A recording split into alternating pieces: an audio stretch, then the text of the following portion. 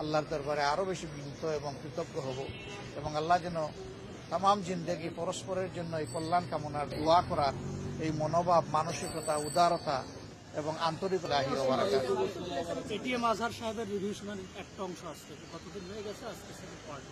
আপনারা কি প্রত্যাশা করছেন? আমরা প্রত্যাশা করি যে তিনি ন্যায় বিচার পাবেন ইনশাআল্লাহ এবং তিনি অচিরেই মুক্ত হয়ে আমাদের বুকে ফিরে আসবেন এবং তিনি এ দেশে ফিরে এসে ইসলামী আন্দোলনের নেতৃত্ব দিবেন ইনশাআল্লাহ।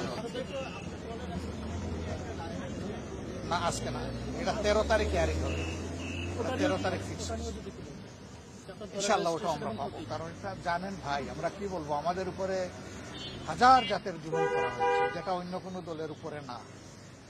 সবার লোক মারা গেছে, কিন্তু আমাদের লোককে দফায় দফায় ফাঁসি দেওয়া হয়েছে। জেলের ভিতরে আমাদের সিনিয়র নেতৃবৃন্দকে খুন করা হয়েছে। সর্বশেষ খুনের শিকার হয়েছেন আল্লামা দিলওয়ার হোসেন সাইদ, সবাই আপনারা জানেন।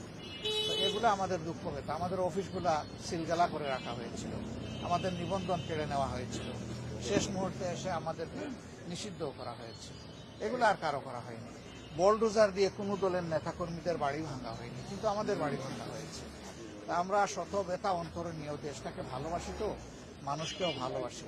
এই জন্য আমরা সিদ্ধান্ত নিয়েছিলাম যে আমরা দল কিংবা ব্যক্তি পর্যায়ে কোনো প্রতিশোধ হবো না, তবে অবশ্যই আইনের মাধ্যমে প্রতিকার চাবো। প্রচুর মামলা করেছে, আপনারা জানেন। অবশ্যই আমরা মিথ্যা মামলা করি নাই, শত শত মানুষকে আসামি বানাই নাই, কিন্তু যারা অপরাধী তাদের কাউকে আমরা ছাড়ি নাই। তাদের নাম সুনির্দিষ্ট উল্লেখ করে, তাদের অপরাধের সুনির্দিষ্ট ধরন উল্লেখ করে আমরা মামলা করেছি। আমরা সেই ন্যায় বিচারটা দেখতে চাই, দোয়া করেন সেই ন্যায় বিচার শুধু আমরা না, জাতি যেন পায়।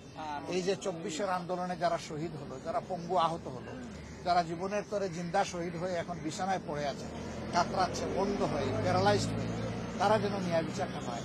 এই ন্যায় বিচার যদি নিশ্চিত হয়, তাহলে আগামীতে কোনো জালিমের জন্ম এই দেশে হবে না।